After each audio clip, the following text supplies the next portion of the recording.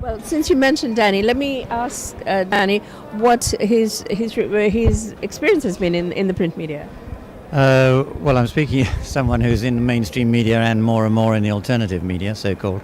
I just want to say at the beginning, there's no such thing as the media, and I think it's kind of crazy to talk about the media. There's good, bad, indifferent. It's very varied, more bad than good, but you can't generalize. There are some very good analytical journalists. And the second thing I'd like to say is we were all trained as reporters not to have views. I mean, I was specifically trained not to have a view. Therefore, when something comes up, you automatically go for both sides, however crazy one side is. I mean, that's just how, at least in the UK tradition, and that means all over the world. So that's why you partly get these quotes from the extreme side, because you can't just pin one side and ignore the other. And thirdly, any journalist goes for what I call the est words, the biggest, worst, noisiest, most dangerous. And so if you have a demonstration, riot, controversy, they're the words you go for. You're trained again to do that. So it's not surprising, and it's a commercial media, and it's a reflection of that. And I also think that sometimes the NGOs and the activists don't help their own cause by trying to cut corners. Every rain shower is now climate change. It leaves it open to people to say, hey, come on, do you know it is? And of course it isn't. Some of it's weather. So sometimes the activists overstep the mark, and then people can move in. And one final thing, as well as all the other categories you've mentioned, who I think are important in terms of deniers, certainly in the Western media generally, what people I call the contrarians, who base their professional life on just opposing, writing a column that is opposite to what the prevailing interest is. It really doesn't matter what it says, because you can't go on saying climate change is bad, climate change is bad, climate change is coming. You have to find the opposite. That's what you're paid to do. So the contrarians, and I think they cause more damage actually than the deniers, who in the end will be limited by the inaccuracy of their statements, but the contrarians may go on for a very long time just because controversy is fun.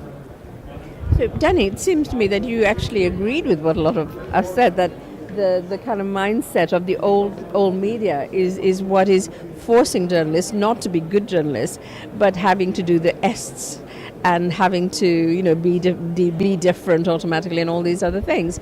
So, I mean, one of the things it seems to me that about this kind of media, including the OneClimate channel and all the things you guys are doing, is that it is turning these old entropic media, the rich billionaire who funds this very hierarchical, very macho outfit that has to go out and get the latest story and the biggest story and the sexiest story.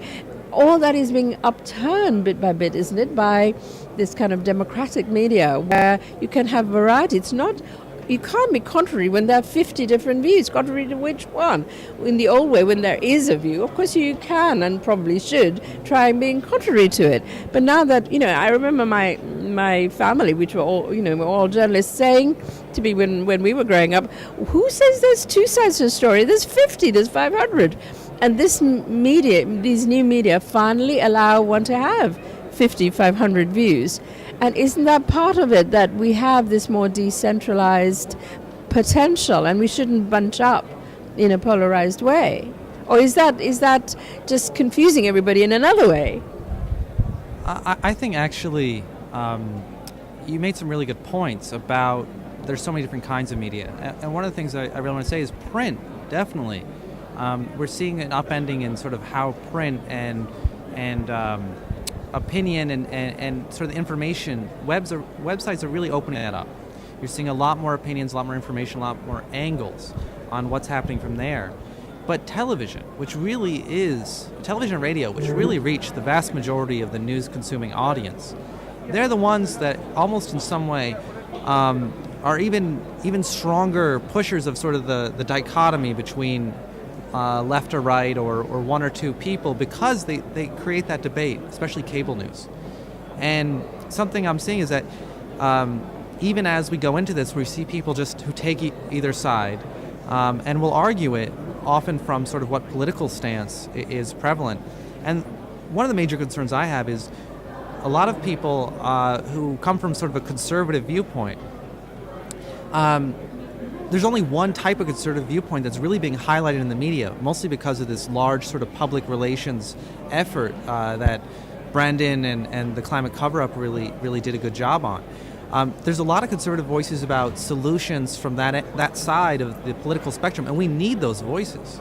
And we need to listen to conservative religious leaders who think that this is an issue of protecting, the ecological heritage of creation. We need to listen to conservative economists who might have some really good ideas. In fact, cap and trade, the leading sort of mechanism people are talking about here and in the United States, did come from conservative economists.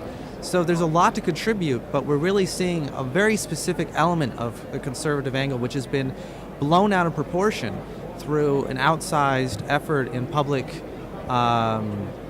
in public relations and the funding of skeptical right-wing media.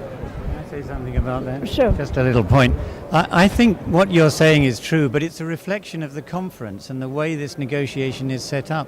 The conference is not a coming together of people who want to improve the world, let's sit down and work out the problems. It's done in blocks, it's very oppositional.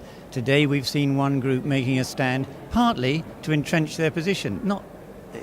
And the media, in a sense, is reflecting that oppositionist way of going on. So it's not that they're isolated, they are a reflection of society, I think. Well, isn't this, but that kind of government behavior and, breaking things up into nation states is part of the same old mindset, isn't it?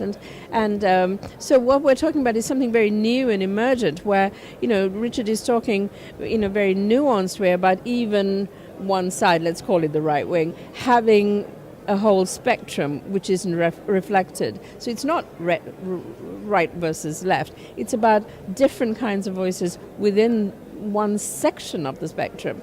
And that's the point we were also talking about earlier, that all these labels are really too crude. We need to start listening to a multiplicity within this whole spectrum.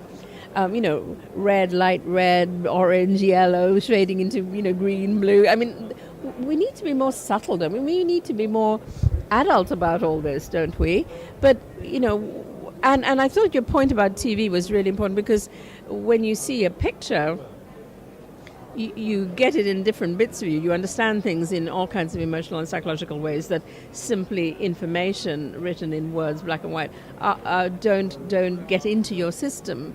And so do we need to actually start using video and Skype video, webcams, whatever, more and more to try and get a more complete picture of what's happening rather than just words?